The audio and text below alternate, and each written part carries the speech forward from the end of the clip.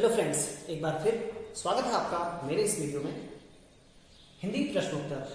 तो ऐसे अभ्यर्थी जो एलटी भर्ती परीक्षा की तैयारी कर रहे हैं हिंदी विषय के साथ और समूह ग की तैयारी कर रहे हैं, तो मेरा ये वीडियो खासतौर पर उन्हीं अभ्यर्थियों के लिए है। तो फ्रेंड्स, वीडियो शुरू करने से पहले मैं आप लोगों से कहना चाहता हूँ, देखिए ये जो भर्ती परीक्षा है इसमें हमारा मुकाबला किसी और से नहीं है, बल्कि हमारा मुकाबला केवल खुद से है।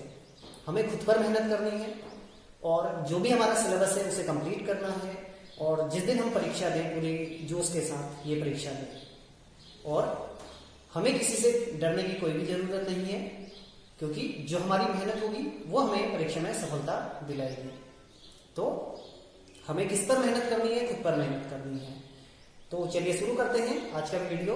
तो यहाँ पर भी कुछ आपके पास हिंदी से संबंधित कुछ प्रश्नोत्तर हैं जिनके विकल्प भी दिए गए हैं, तो एक एक करके हम इन पर चर्चा करेंगे। तो वीडियो से संबंधित अगर आपको कोई सुझाव हो तो आप उस सुझाव को कमेंट के माध्यम से दे सकते हैं। तो चलिए शुरू करते हैं। तो आज का पहला प्रश्न है, अयोध्या सिंह उपाध्याय हरिऔध की प्रथम रचना कौन सी है? देखिए, कई बार प्रथम रचनाएं पूछी जाती हैं जो प्रसिद्ध लेखक कवि होते हैं।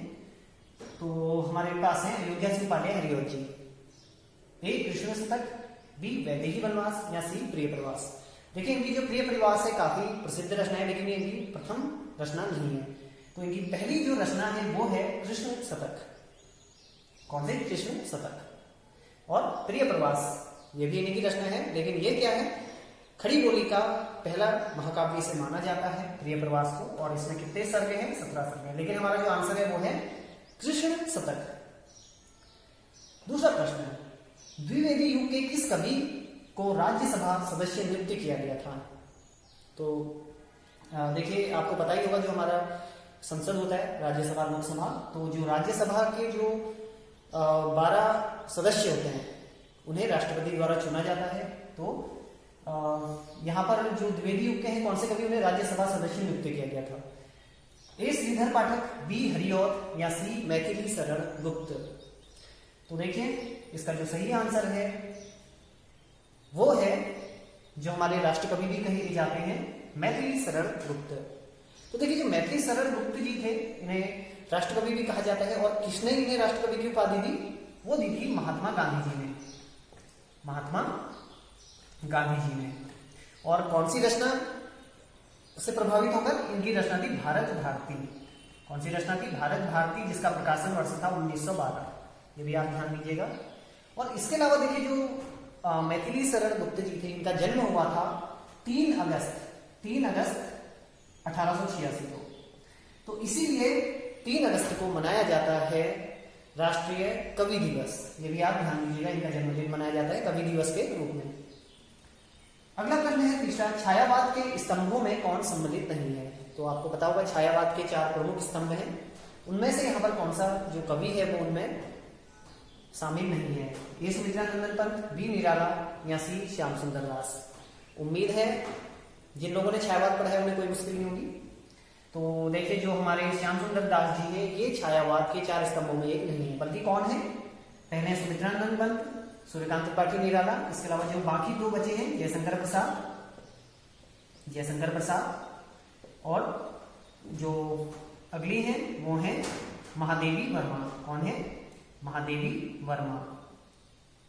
तो देखिए, ये 4 क्या है? छायावाद के प्रमुख 4 स्तंभ इन्हें माना जाता है, जबकि श्याम सुंदर दास ये द्विवेदी युग के कवि हैं। अगला प्रश्न है, छायावाद की प्रयोगशाला का प्रथम आविष्कार किस काव्य कृति को कहा जाता है? तो जो छायावाद है उसकी प्रयोगशाला का प्रथम आविष्कार किसे कहा जाता है? ए झरना, बी पल्लव या सी जूही की कली।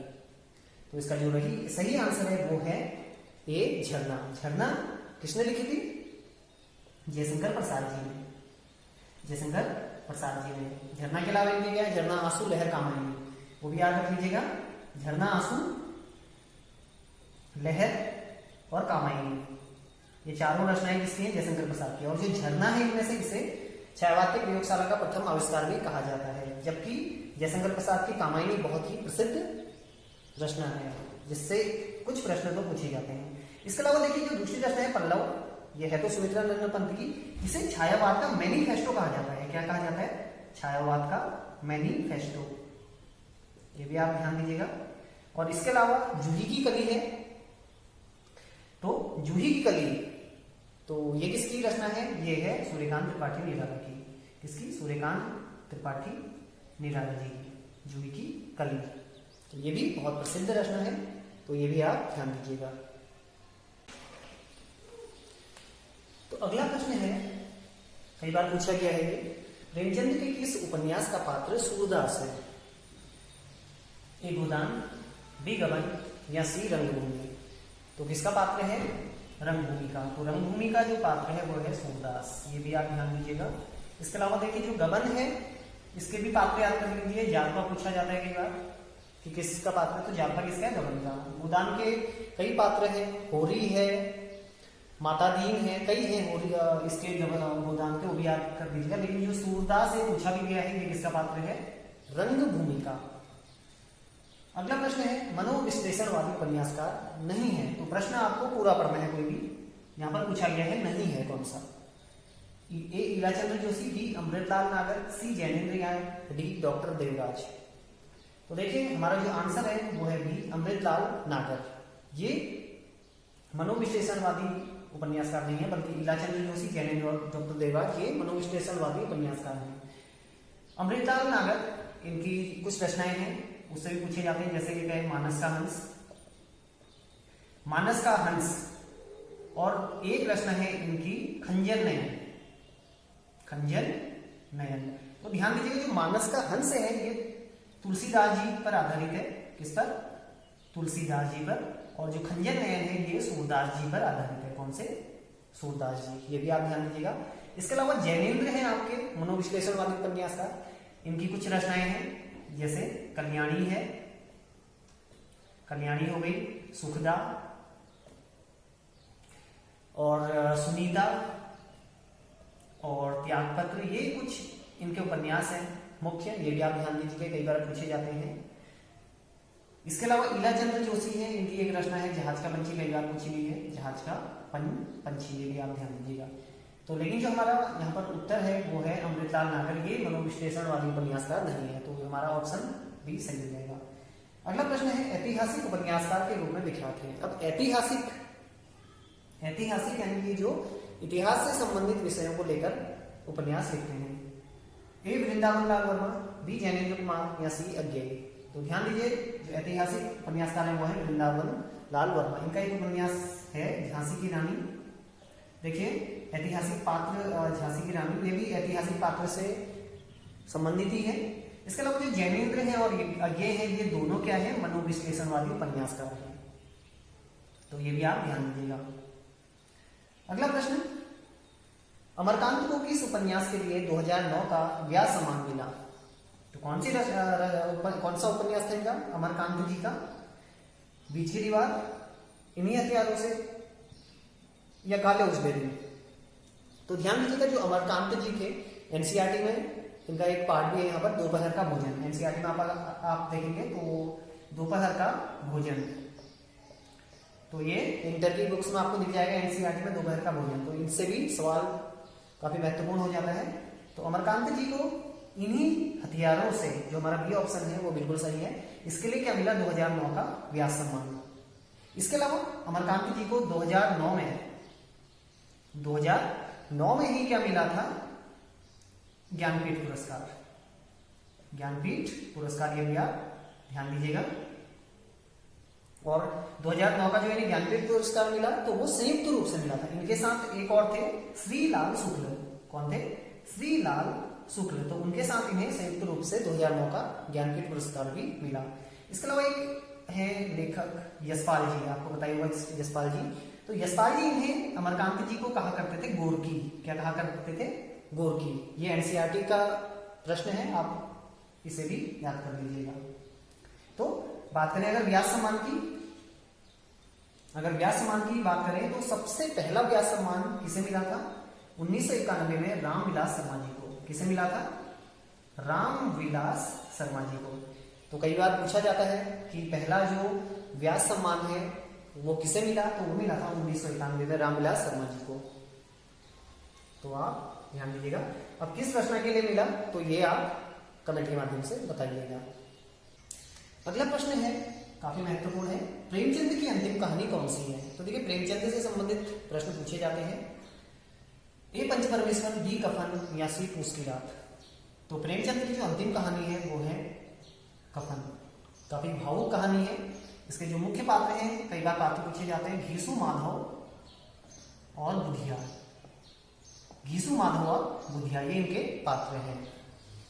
इसके अलावा प्रेमचंद की पंचपरमेश्वर काफी प्रसिद्ध है, जिसके हैं अलगू चौधरी, जुम्मन शेख, ये इसके मुख्य पात्र हैं।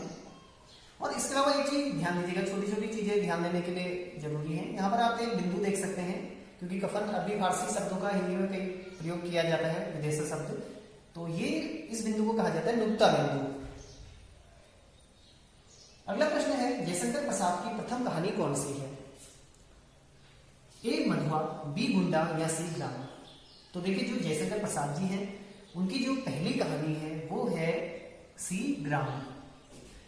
ये 1911 में एक मासिक पत्रिका थी, एक मासिक पत्रिका जो महीने में प्रकाशित होती है एक बार, उसका नाम था इंदु। उसमें ये प्रकाशित हुई थी सन 1911 में। तो जयशंकर प्रसाद जी की पहली कहानी है ग्राम। और ये इंदु कहां से प्रकाशित होती थी? वाराणसी से। ये भी आप ध्यान दीजिएगा, जो इंदु पत्रिका है वो वाराणसी से प्रकाशित होती थी।